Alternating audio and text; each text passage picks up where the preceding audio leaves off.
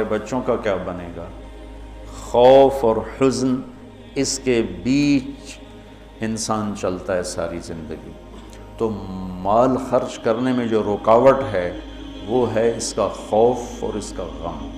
تو اللہ تعالیٰ لا خوف علیہم ولا ہم یحزنون، تم اللہ کے نام پہ دو، نہ تمہیں کبھی خوف آنے دے گا نہ تمہیں کبھی غم آنے دے گا۔ اور جو سود والے ہیں ان کے لیے تباہی اور بربادی ہے، یہ یہاں بھی برباد ہیں، یہ آگے بھی برباد ہیں۔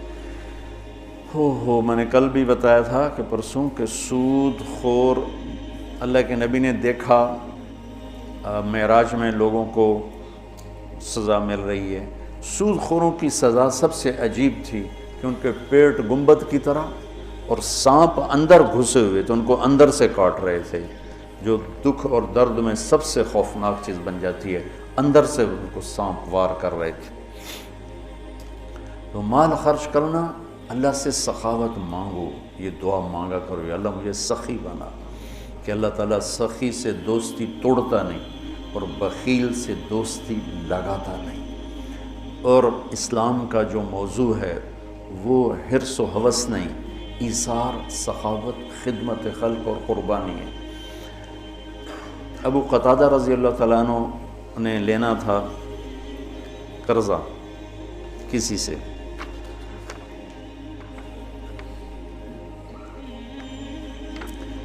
وہ لینے ان کے گھر پہنچے، وہ گھر چھپ گیا،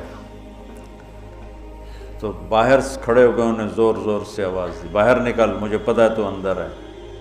وہ نکل نہیں رہے تھے کہ مانگے گا، میرے پاس ہے نہیں۔ جب انہوں نے بہت اصرار کیا تو باہر آ گیا، تو آپ نے فرمایا کیوں چھپ رہا ہے مجھ سے؟ کہ میں تنگ دست ہوں، ادا نہیں کر سکتا۔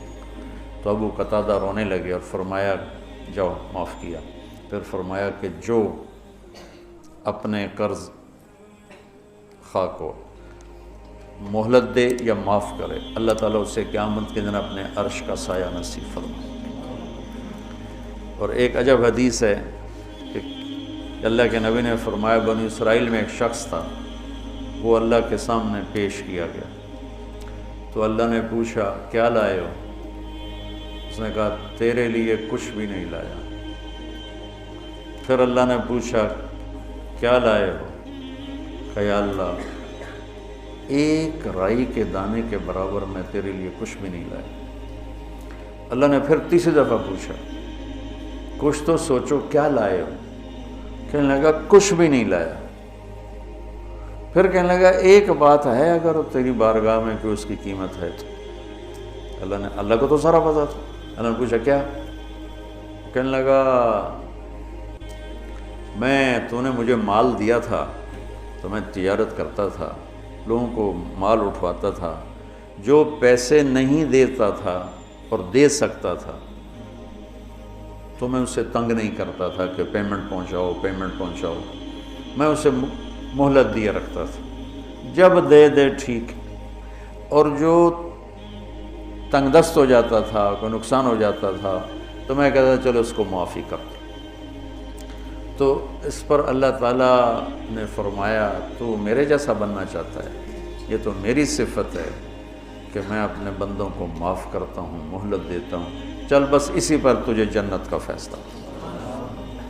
نہ نماز، نہ روزہ، نہ حج، نہ زکوٰۃ، نہ ذکر، نہ تلاوت، کچھ بھی نہیں، صرف اللہ کے بندوں کے ساتھ۔ اب یہ مزاج شریعت ہے۔ اور سود کیا ہے کہ اگلے کا خون نچوڑ لو، اس کی رگوں میں جو بہتے والا خون ہے وہ بھی نکالو۔ تو سود خود غرضی، حرص و ہوس اور لالچ کی بنیاد پر ہے، اور اسلام ایثار، قربانی کی بنیاد پر ہے۔